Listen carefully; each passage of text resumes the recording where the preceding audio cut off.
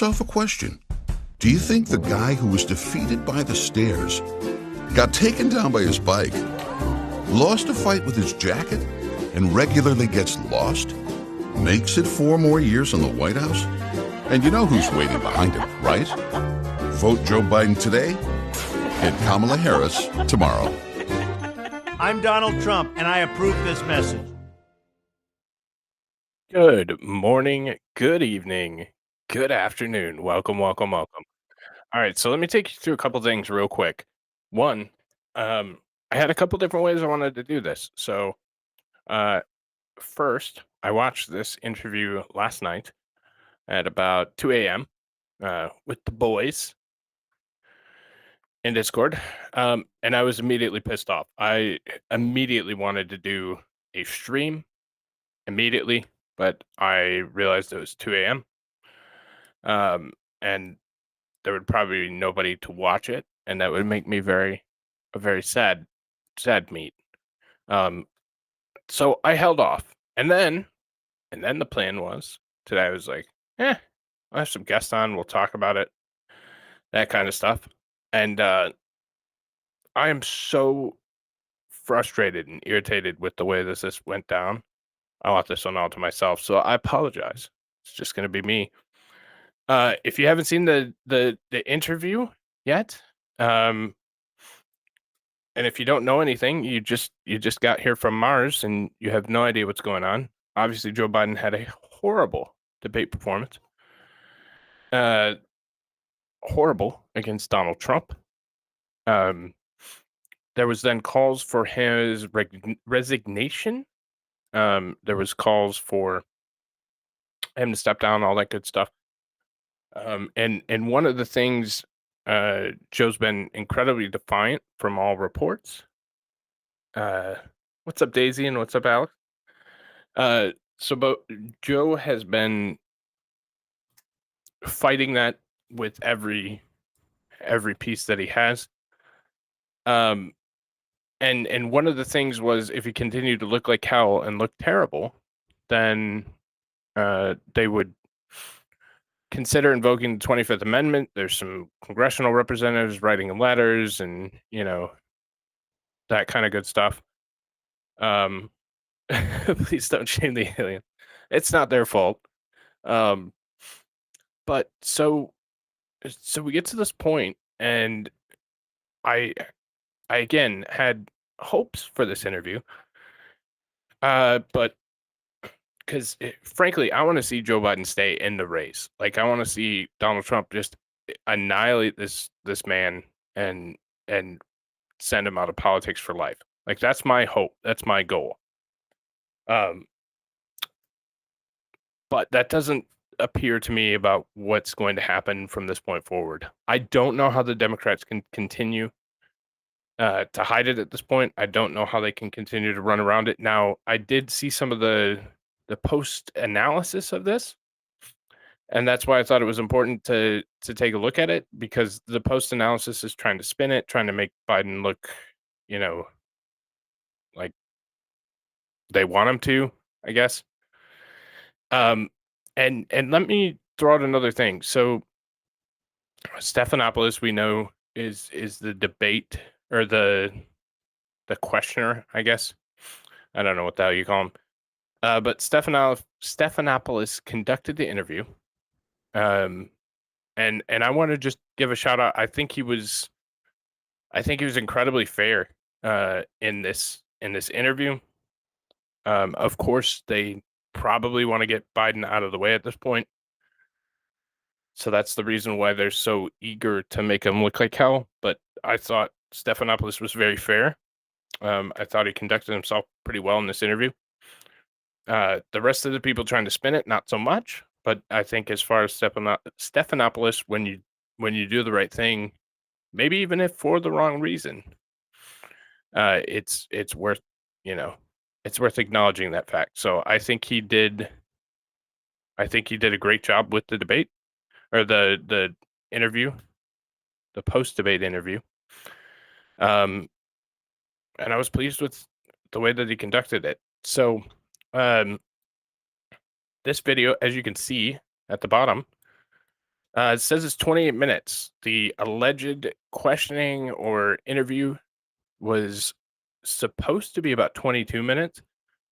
When we get into this video provided by ABC, which is allegedly the full uncut interview, you'll see that it's even less time than either of those are said to be. There's not a lot of substance in the debate, or the interview. I keep saying debate, but when there is, it's interesting. So with all that being said, again, I don't think there's any way that you can continue to prop this guy up, continue to have him run as your party's nominee. There was some interesting stuff coming out from some pretty legit people, people that I would normally put some credibility in what they're saying and how they're saying it. That Biden was supposed to step down tomorrow, or Monday. Yeah, because it's Saturday. He's supposed to step down on Monday, and stop his campaign allegedly. So we'll see. That remains to be seen. There's also some indication that some fundraisers were canceled recently after this performance. So again, we'll see if any of that's true or false. Just more spin of the narrative. But it seems like we're headed in that direction. So we will we'll continue with the interview. So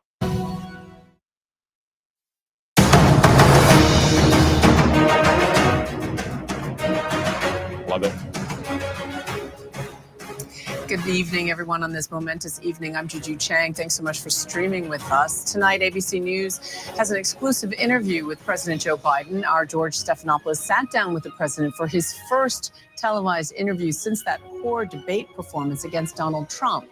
President Biden says he is committed to staying in the race and confident that he will prevail and beat Donald Trump. The president was directly called on to answer for his faltering appearances and whether he still has the mental and physical fitness for another term in the White House. Our team is standing by, of course, for analysis, but first, let's get to the interview. Mr. President. And just for the record, the interview was pre-taped. There is some, I don't know how true it is, but there is some information going around that there was a multiple take on the interview. So this is not the original take. I don't know if that's true. I don't know if we'll ever figure out if that's true. But that is the word going around, that this is not the original interview. They had to basically do a reshoot on the interview to try and make it a little bit better. But that's just some of the speculation for background. But this indeed was pre-taped, and you'll definitely see that as we move forward. So, President, thank you for doing this. Thank you for having me. Let's start with the debate. You and your team have said you had a bad night, but your friend Nancy Pelosi actually framed the question that I think is on the minds of millions of Americans. Was this a bad episode or the sign of a more serious condition? It's a bad episode. No indication of any serious condition. I was exhausted. I didn't listen to my instincts in terms of preparing, and I had a bad night. You know, you say you were exhausted, and I know you've said that before as well, but you came, and you did have a tough month, but you came home from Europe about 11 or 12 days before the debate, spent 6 days in Camp David. Why wasn't that enough rest time, enough recovery time? Because I was sick. I was feeling terrible. Matter of fact, the docs with me, I asked if they did a COVID test because they're trying to figure out what's wrong. They did a test to see whether or not I had some infection, a virus. I didn't. They just had a really bad cold. And did you ever watch? So there was concern with his performance enough to see a doctor. So that's interesting. And as you can see, kind of the tone of this interview, it's more of the same. It's kind of the slurring, mumbling. He's more clear than he was on the debate stage, but he's still not speaking terribly clearly. They'll try and hedge their bets on that and say, oh, he's just never was a great speaker. And that may be true, but you can definitely see signs of aging and signs of a decline, even in this very controlled setting of an interview. So, Watch the debate afterwards. I don't think I did, no. Well, what I want to get at is what were you experiencing as you were going through the debate? Did you know how badly it was going? Yeah, look, the whole way I prepared, nobody's fault mine. Nobody's fault but mine. I prepared what I usually would do, sitting down as I did come back with foreign leaders or the National Security Council for explicit detail. And I realized about partway through that, you know, I get quoted, the New York Times had me down at 10 points before the debate, 9 now or whatever the hell it is. The fact of the matter is that what I looked at is that he also lied 28 times. The way the debate ran, not my fault, no one else's fault. No one else's fault. But it seemed like you were having trouble from the first question in, even before he spoke. and a couple things, because I don't want to stop at every second, but I also don't want the ABC strike. Obviously we get into the talking about it's his fault, which is a departure from original. He originally blamed his campaign manager and basically all the key figures around him. It's nice to see him taking some responsibility for his actions. There's also the concern with obviously the debate prep. We all know that he had, a considerable amount of time, plenty of time to prepare for a 90-minute debate when he should be president. I think one of the things that's clear is Joe Biden is not. And again, this is not a shock to anybody. It shouldn't be. This is just more assurance that Joe Biden's not running this country, and I'd love to know who is, because it's not Joe. Guy has less than banking hours. He's not there, and I just love to know who's in control, because it's obviously not Joe. So. Well, I just had a bad night. You've had some bad interviews once in a while. I can't remember any, but I'm sure you do. I've had plenty. I guess the question, the problem is here for a lot of Americans watching is you've said going back to 2020, watch me, to people who are concerned about your age. And, 50 million Americans watched that debate. It seemed to confirm fears they already had. Well, look, after that debate, I did 10 major events in a row, including until 2 o'clock in the morning after that debate. I did events in North Carolina. I did events in Georgia. Did events like this today. Large crowds, overwhelming response, no slipping. And so I just had a bad night. I don't know why. And how quickly did it come to you that you were having that bad night? Well, it came to me as having a bad night when I realized that even when I was answering a question, even though they turned his mic off, he was still shouting. And I let it distract me. We all watched the debate. That is 100% not true. That was one of the most frustrating things. He was not shouting. He was letting Joe hang himself. Like, he didn't. Trump was very reserved because he didn't have to be the normal attack. Like, he allowed Joe to just ramble and look like an ass. And I think that's the best thing that Donald did. And to say, oh, he was shouting, and even though the mic was off, that distracted me. Well, that's just, Joe, frankly, that's just bullshit. Like, that is complete, utter bullshit, because that's not at all what happened, and we all saw it. So I'm not blaming it on that, but I realized that I just wasn't in control. But part of the other concern is that this seems to fit into a pattern of decline that has been reported on recently. New York Times had a headline on July 2nd, Biden's lapses are said to be increasingly common and worrisome. Here's what they wrote. People who have spent time with President Biden over the last few months or so said the lapses appear to have grown more frequent, more pronounced, and after Thursday's debate, more worrisome. By many accounts, as evidenced by video footage, observation, and interviews, Mr. Biden is not the same today as he was even when he took office 3.5 years ago. Similar reporting in the Washington Post and the Wall Street Journal. Are you the same man today that you were when you took office 3.5 years ago? In terms of successes, yes. I also was the guy who put together a peace plan for the Middle East that may be coming to fruition. I was also the guy that expanded NATO. I was also the guy that grew the economy. All the individual things that were done were ideas I had or I fulfilled. I moved on. And so, for example, well, that was true then. What's Biden done lately? Today, just announced 200,000 new jobs.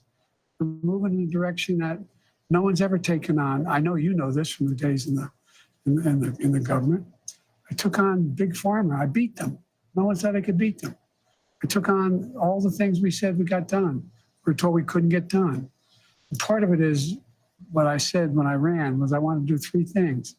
Restore some decency to the office, restore some support for the middle class instead of trickle-down economics, built from the middle out and the bottom up, the way the wealthy still do fine, everyone does better, and unite the country. But what has all that work over the last 3.5 years cost you physically, mentally, emotionally?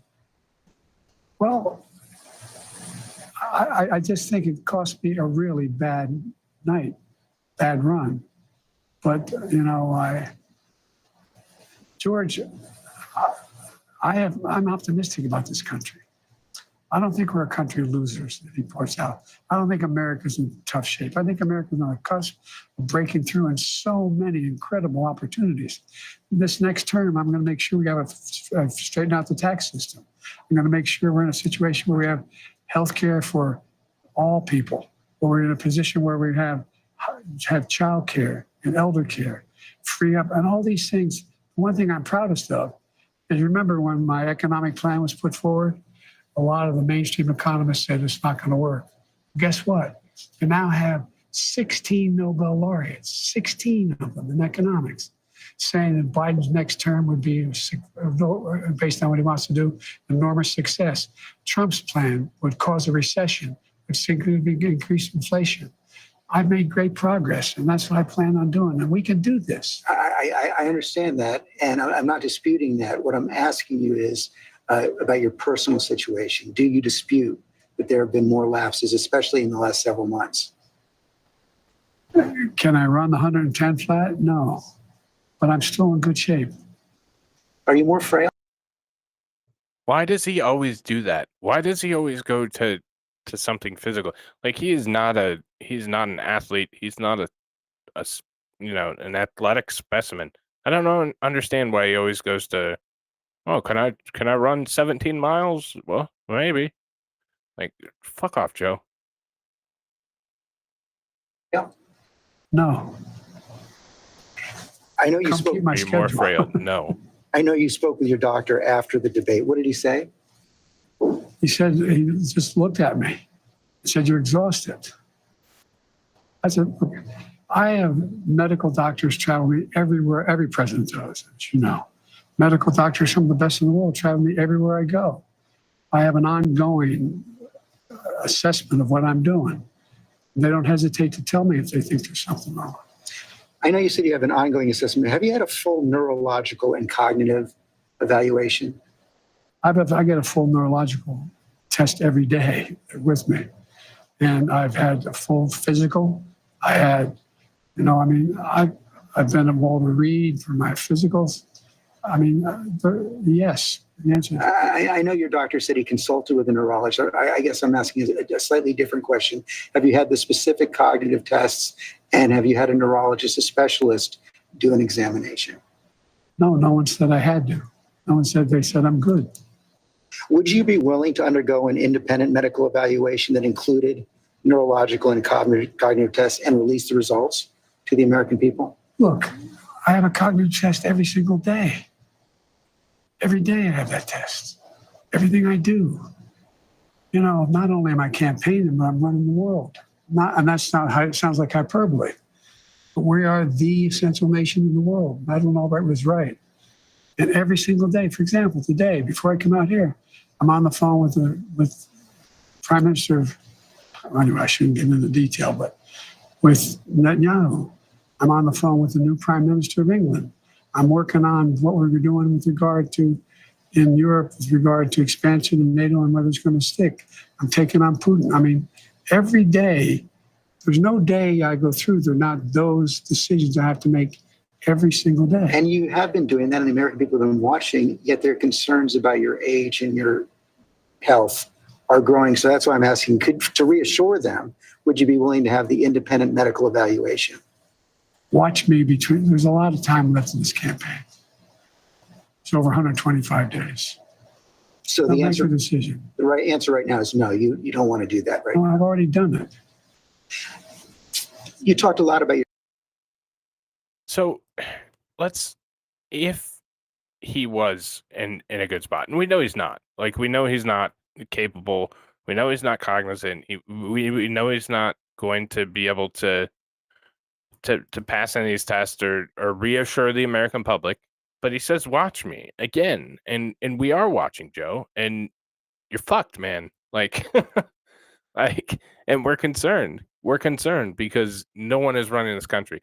And it's something that could be so easily put to bed. So easily put to bed. You could very carefully and very easily just go take the damn test. Get it done. Release the results. Yeah, some conservatives are going to rip it up and be ridiculous. And no matter what it says, the Democrats are going to kiss your ass and tell you how great you are. Like, we know that. That's politics. Like, that's not surprising. But for the rest of us, mild, mannered, kind of level-headed people, why don't you go prove it, Joe? Why don't you go prove it and make sure that there's comfort in knowing that our country is being ran by an actual person that was elected, cheated, but was elected. And I don't know, do something. Do something to reassure the American people of who's running our country, because it's not Joe Biden.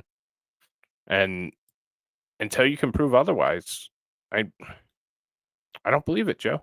I just don't believe it. So, well, it's the 2 a.m. headline. Yeah. I was really not happy with it. I'm just so sick of watching this country fall because we have people that don't give a shit about me or you or anybody else here. It's all about your own power and your own advancement. And there's no reason for Joe. There's no reason for Joe to stick around. None whatsoever. Like, what is the benefit to the American people? Okay, so you're gonna defeat Trump, whatever.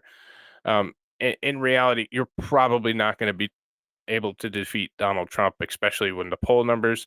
And Stephanopoulos will get to that in a minute, and it's kind of funny, just to see how the Democrats are thinking of it.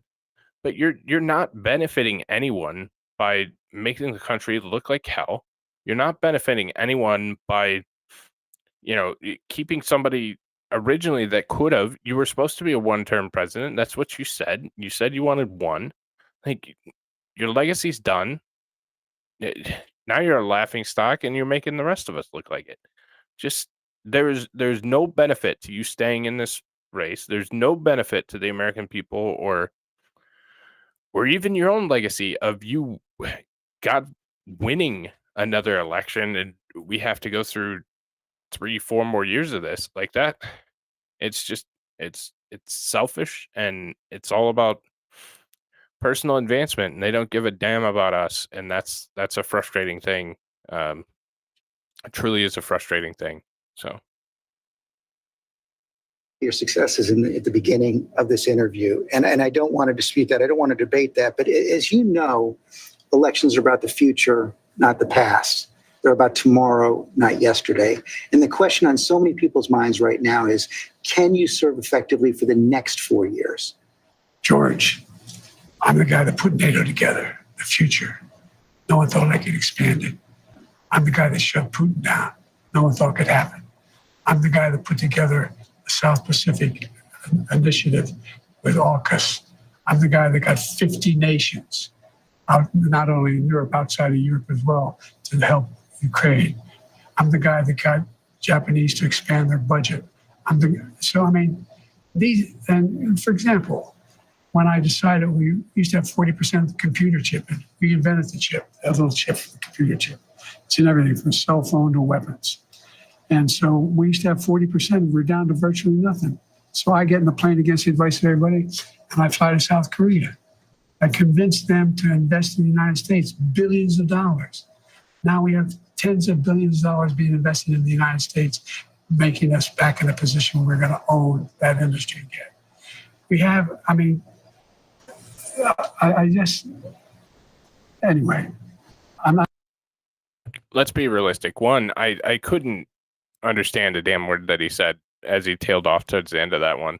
But again, we're talking about different things where he's talking about his accomplishments. You haven't made Putin do anything but take enormous amounts of Ukraine and kill generations of families in Ukraine and in Eastern Europe. And you're making that situation worse as we continue to move forward. It's more tense. It's worse. And Putin, you haven't beat Putin at all. So let's just stop that. And then you get into some of the other stuff, and it's just a sad state of affairs that I think he actually believes this. I think he's this far gone where he actually believes what the hell's coming out of his mouth, that he beat Putin all by himself and he beat Medicare and he's bringing chips back. Chips aren't coming back. I mean, if you look at it realistically, the investment does very little because we're talking about expensive facilities, and the facilities that they're building now are already 10 to 15 years behind what's already in Taiwan. So you're going to have another round of investment and another round of bringing it up to state of the art. We can't match what Taiwan is doing chip wise right now. It's just, we can't. So we're always going to be behind them. They're always going to have a market share, a huge market share, and we're always going to be playing catch up. And it's great that you brought some chip manufacturing, but we're manufacturing older style chips, and it's going to take a really long time, if ever, to catch up. And I don't see that as an achievement. I don't know. That's not like shouldn't be like his crowning achievement. And I truly think that he believes everything that he's saying. I truly think he believes that he's saving the world and making all these things great and, doing all this type of thing. But I cannot see how he's like, I don't think that's a spin anymore. I think he actually believes what he's saying. And that's probably the saddest and most dangerous thing, is that he actually believes what the hell's coming out of his mouth. So, but we'll continue. I don't want to take too much credit. I have a great staff. But I guess my point is, all that takes a toll. Do you have the mental and physical capacity to do it for another 4 years? I believe so. I wouldn't be running if I didn't think I did. Look, I'm running again because I think I understand best what has to be done to take this nation to a completely new level. We're on our way. And look, the decision recently made by the Supreme Court on immunity, the next president of the United States, it's not just about whether he or she knows what they're doing.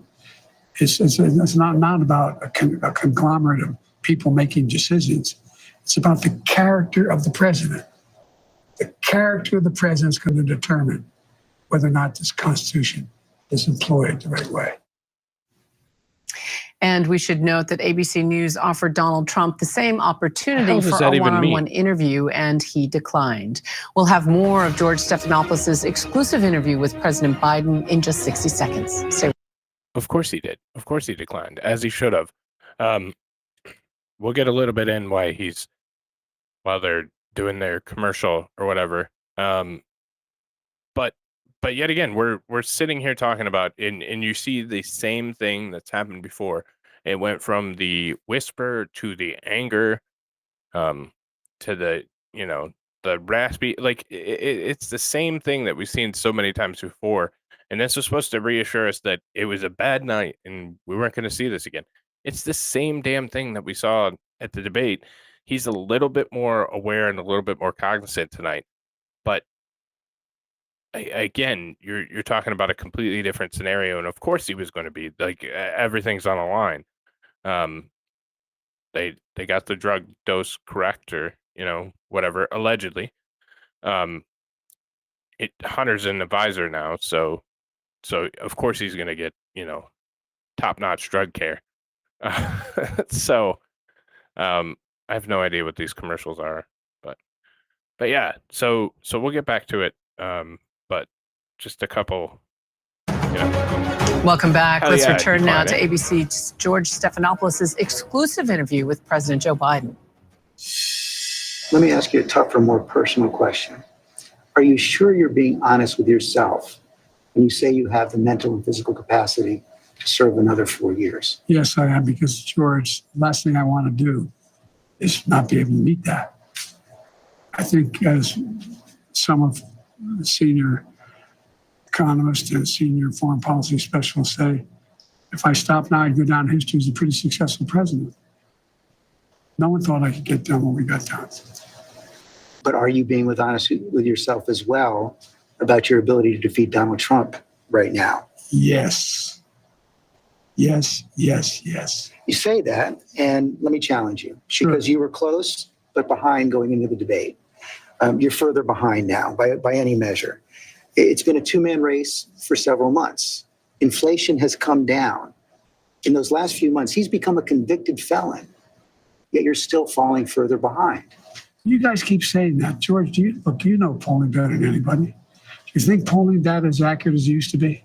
I don't think so, but I think when you look at all of the polling data right now, it shows that he's certainly ahead in the popular vote, probably even more ahead in the battleground states. And one of the other key factors there is it shows that in many of the battleground states, the Democrats who are running for Senate and the House are doing better than you are.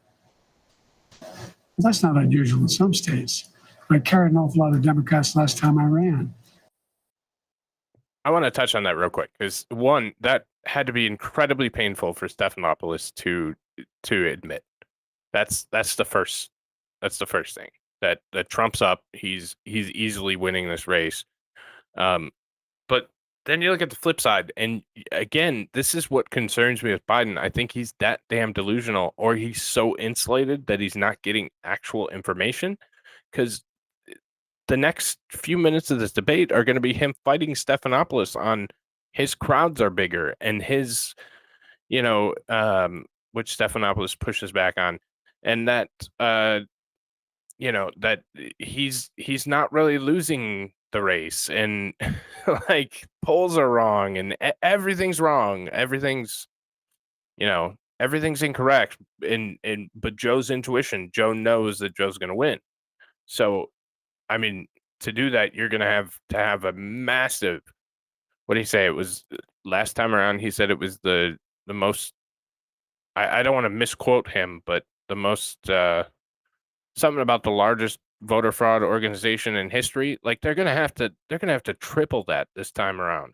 And I think some of the thought, and this is a kind of a PSA to all my friends that would vote for President Trump, they're going to try and lull you into a sense of security where they're like, nah, Trump's going to win, easily. You don't worry about it. Don't worry about it. Because I think that's their only way. And we have to make sure that we stick to it and everybody goes out and votes. I don't care if they say Trump's going to win by, 12, 15, 18%. We still all need to go vote. We need to make it too big to rig, too big to steal, whatever the hell campaign slogan you want to put on it. But we have to make it so ridiculous that they cannot take it from us this time. And that's just the truth. And I think that's part of the idea with them kind of switching pace is, well, let's get them complacent. Let's get them where they're going to stay home.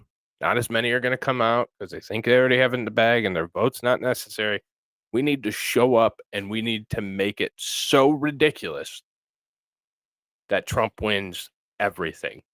And that's going to be our goal, is to stay engaged, stay motivated, and get people to vote. Because we're going to need every single vote. I don't care how far Donald Trump is up in the polls. I don't care how many delegates he's projected to win. I don't care. We need to make this completely one of the biggest landslides in history to make sure. So, the leakers are saying they didn't tell him things that make him mad because he yells at them. And I don't doubt that. Like, I think that, like I said, I think that it's probably realistically a combination. I think it's a combination of the fact that he's being insulated and a lot of things are kept away from him, and he's that far gone mentally that he's delusional enough to believe that it's true. And like I said, we'll get into some more here in just a moment, and you'll be like, oh shit, like he actually does. He actually believes it. And that's my concern. That's truly my concern, is that he legitimately believes the words that are coming out of his mouth right now. And that's scary. Dude, oh shit. Dude, as Hunter in the inner circle, he hasn't had a clue what's really going on. True. Very true. Sorry, I can't bring up comments on Rumble. They need to fix that. But I appreciate it, y'all. So, but yeah, I'm truly concerned that he believes this. So, but we'll keep going. In 2020. Look, I remember them telling me the same thing in 2020. I can't win. The polls show I can't win. Remember 2020, the red wave was coming. Before the vote, I said, that's not going to happen. We're going to win. We did better in an off year than almost any incumbent president ever has done. They said in 2023, all the tough races, we're not going to win. I went into all those areas, all those districts, and we won. All that is true, but 2020 was a close race. And your approval rating has dropped significantly since then. I think the last poll I saw was at about 36%. The number of Americans who think you're too old to serve has doubled since 2020. Wouldn't a clear-eyed political calculus tell you that it's going to be much tougher to win in 2024? Not when you're running against a pathological liar. Not when he hadn't been challenged in a way that he's about to be challenged. Not when people... You've had months to challenge him. Oh, I sure had months, but I was also doing a hell of a lot of other things, like wars around the world, like keeping NATO together, like working anyway. But look, do you really believe you're not behind right now? I think it's all the pollsters I talk to tell me it's a toss-up. It's a toss-up. And when I'm behind, there's only one poll I'm really far behind: CBS poll and NBC. And New York Times and NBC both have you about 6 points behind in the popular vote. That's exactly right. New York Times had me behind before anything happened to do with this race. Had me behind 10 points. 10 points had me behind. Nothing's changed substantially in the New York Times poll. Just when you look at the reality, though, Mr. President, I mean, you won the popular vote in 2020, but it was still deadly close in the Electoral College. 7 million votes. Yes, but you're behind now in the popular vote. I don't buy that. Is it worth the risk? I don't think anybody's more qualified to be president or win this race than me. You know, the heart of your case against Donald Trump is that he's only out for himself, putting his personal interest ahead of the national interest. How do you respond to critics who say that by staying in the race, you're doing the same thing? Oh, come on. Well, I don't think those critics know what they're talking about. They're just wrong? It's wrong. Look, Trump is a pathological liar. Trump is, he is. Have you ever seen anything Trump did that benefited somebody else, not him? You can't answer, I know. I've questioned him and his allies as persistently as any journalist has. No, I So again, it's just a bash Trump fest. Again, we're talking about how Joe doesn't believe anybody that says anything wrong about him, and Donald Trump hasn't done anything to help people out. And that's just not accurate. Obviously, we know that, but he's so brazen with the fact that he thinks that he's winning and he's doing nothing wrong and he's up and all this. And I mean, yeah, you're right, AP. Polls mean nothing. They can be manipulated. They aren't as reliable as they once were. But we're seeing numbers this early in a race. For those who don't know the typical polling, the Democrat gets essentially a head start, and they'll lead even if we do have a Republican win the presidency. They'll lead up till October, and to have Trump up in some especially battlegrounds up double digits in July is unprecedented. Like, that is unheard of. Like, that is a very odd scenario. So for Biden to be like, nah, well, no, I'm not losing or I'm not behind. You are, Joe. You are significantly behind, ridiculously behind, like historically behind. And again, it just all leads to, I think this guy's this delusional. I think he actually believes this. So, and Biden regime is so transparent. Yeah, they're the most transparent ever. Yeah, Jason, Joe, you do realize that you are the proven liar and caught plagiarizing. And this is the part where I really started getting pissed last night, because I was concerned, truly concerned, and I still am, because I truly think he believes what he's saying. I think he is that far gone and that lost in this position that he actually believes that. And that's scary as hell. That's incredibly scary, because he is behind, and he is significantly behind, and it's just a scary place to be in as a country. know you have. I'm not being critical. Yeah. I'm not being critical. But look, I mean, the man is a congenital liar. As I said, they pointed out in that debate he lied 28 times or whatever number, over 20 times. Talk about how good his economy was, how he brought down inflation, how this is a guy who, unlike only other president other than him is Hoover, lost more jobs than he created. This is a guy who told us to put bleach in our arms to deal with COVID, with over a million people died. This is a guy who talks about wanting to get rid of. We know that number's not true. We know that also Donald Trump didn't say put bleach in your arms. But if 1 million people died because they put bleach in their arms on the advice of Donald Trump, well, then we probably got rid of some people we needed to. And maybe we helped our situation as humanity overall out just a little bit. So, yeah, what the hell is this? You're the president. Like, that shirt looks like one button's okay. Two is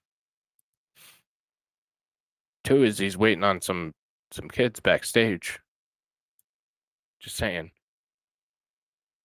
Healthcare provisions we put in place. This is a guy who wants to give the power back to big pharma to be able to charge exorbitant prices for drugs. This is a guy who wants to undo every single thing I've done. Every single thing. I understand that. I understand that's why you want to stay in the race. But have you convinced yourself that only you can defeat him? I convinced myself of two things. I'm the most qualified person to beat him, and I know how to get things done.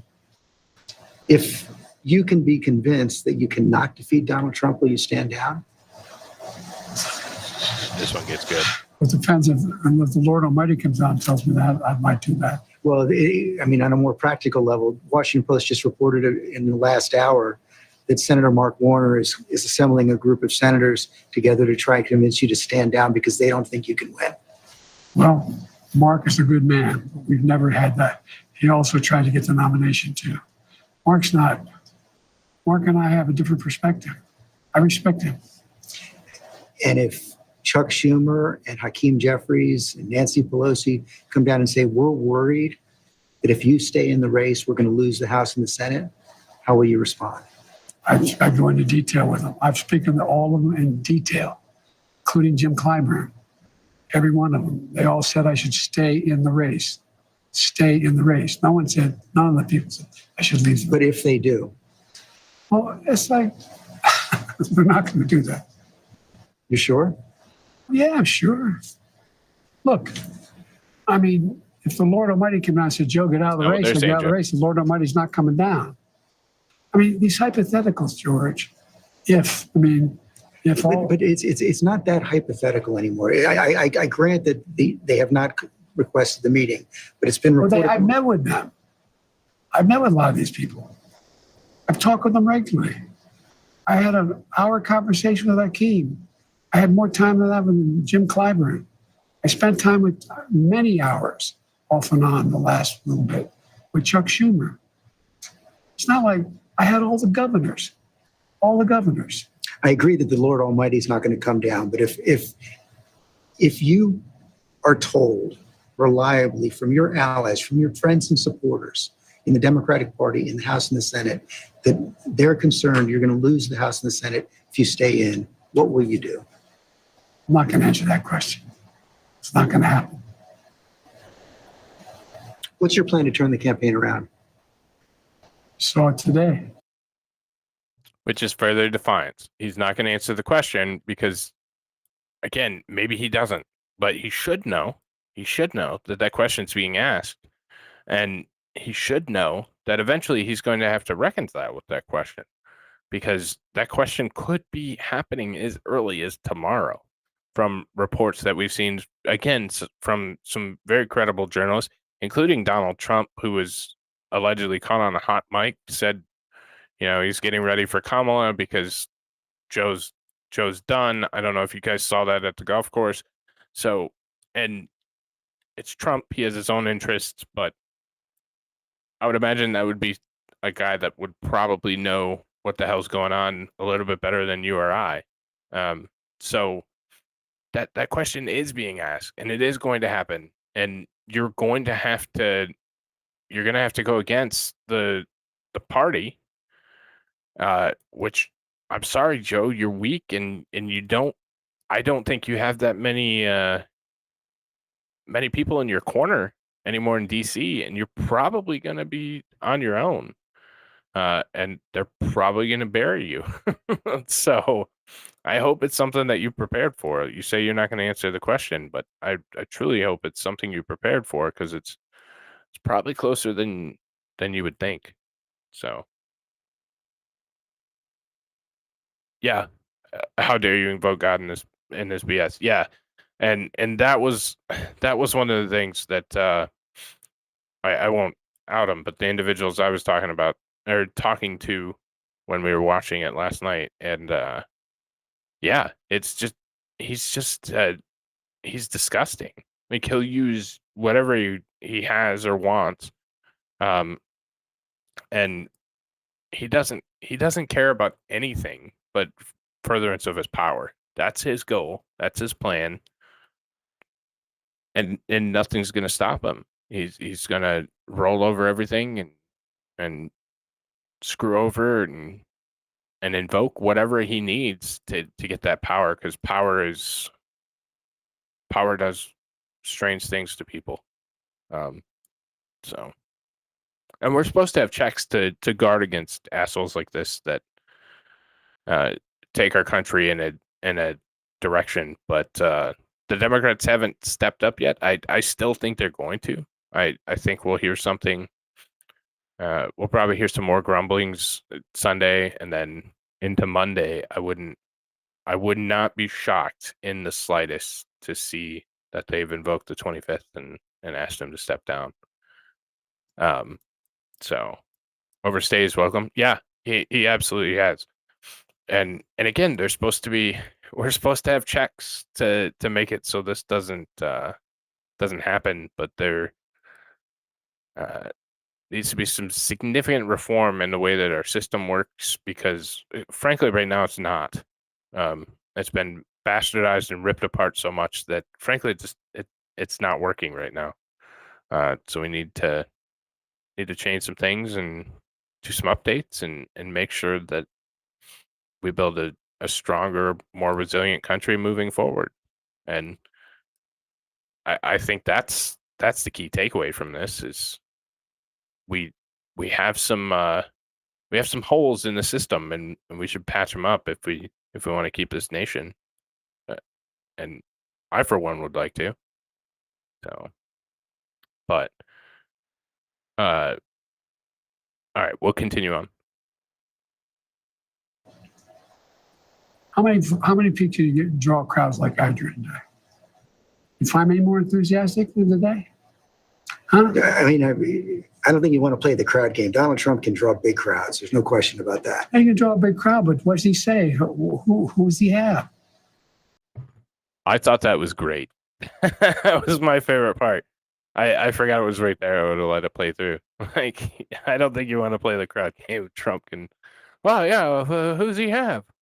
Well, he has real Americans, often tens of thousands of real Americans that wait for days in a line to go watch him speak. I've had the pleasure of seeing him speak 3 different times, but it is a commitment. It is not. I mean, it's incredible to see that many people out there. I don't know if anybody's tried to, but especially around here, it is a commitment to go watch Donald Trump speak, and I'm happy to have the pleasure of being able to do so. Would like to do so again. Just don't have the time to wait in line for 3 days at this current moment in my life. So he beats you like a drum on crowds, Joe, and you should know that.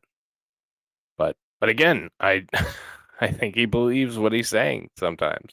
So in torrential downpours, they wait for Trump. Yeah. It's nuts. It's crazy. And some of the ones that I've been to, it's a different. I've always been politically active. I've seen many presidential candidates or presidents speak on both sides. I try and give it a fair shake and listen to both of them speak. And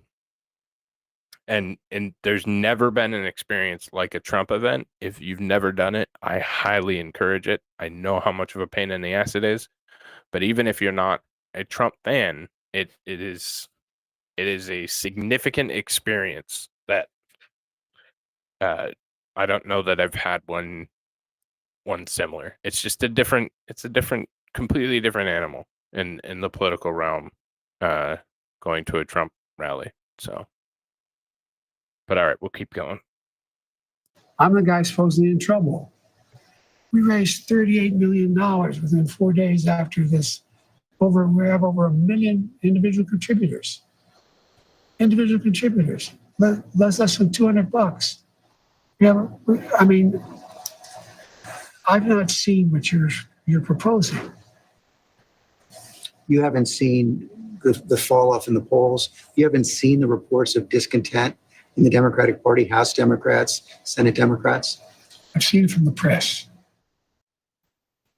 So much to analyze. And so for more insight on this interview, we're joined now by contributing political correspondent Rachel Bade, who's also author of the Politico.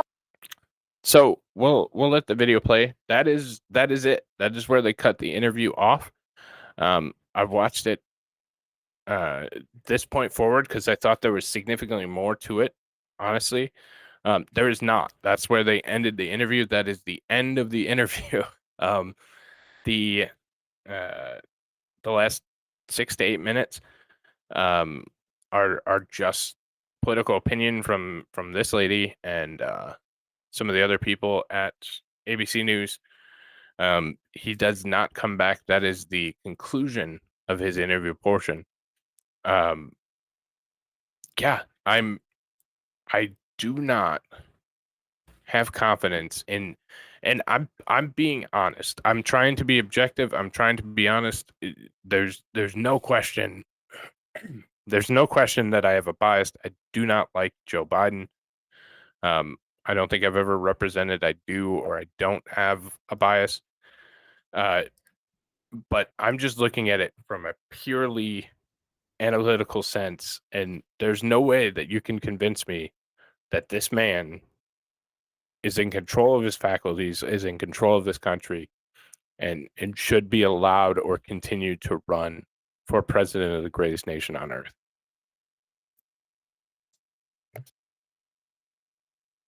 And I think that we all have a duty and a choice to put pressure on to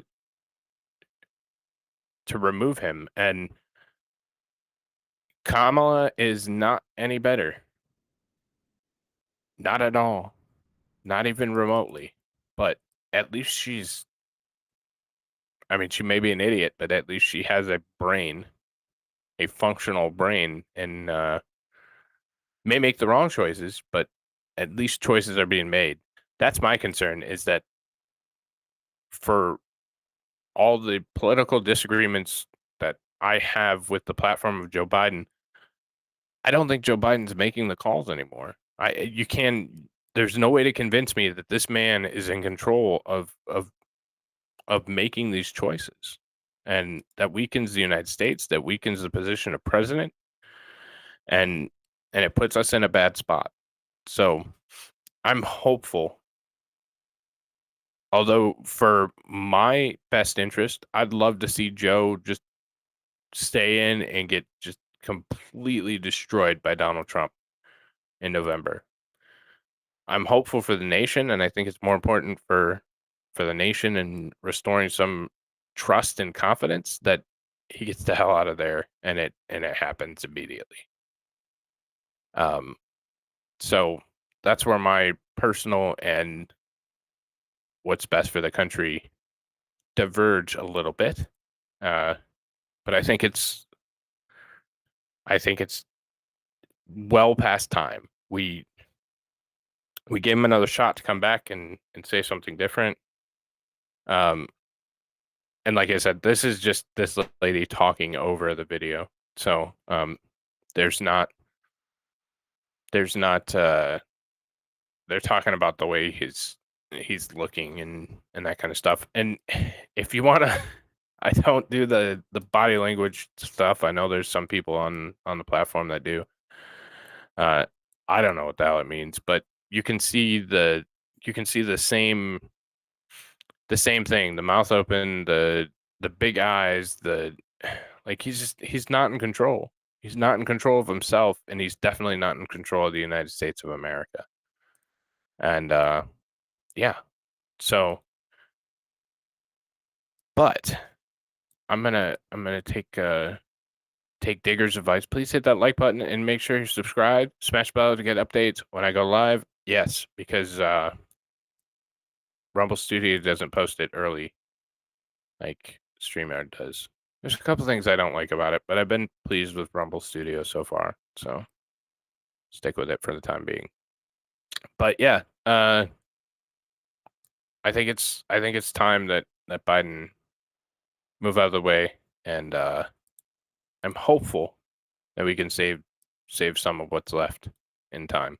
So, but that's gonna be it for me. Like I said, I really wanted to share this with you, his big redemption tour, and I'm sure that you can see what some of the media pundits are saying. There's kind of a split, which is interesting. There are some that are trying to defend him, but there are some also that are saying, we're good now. So interesting way of doing it. So until next time, I hope everyone has a wonderful evening, and I will catch you all very soon. Take care, y'all.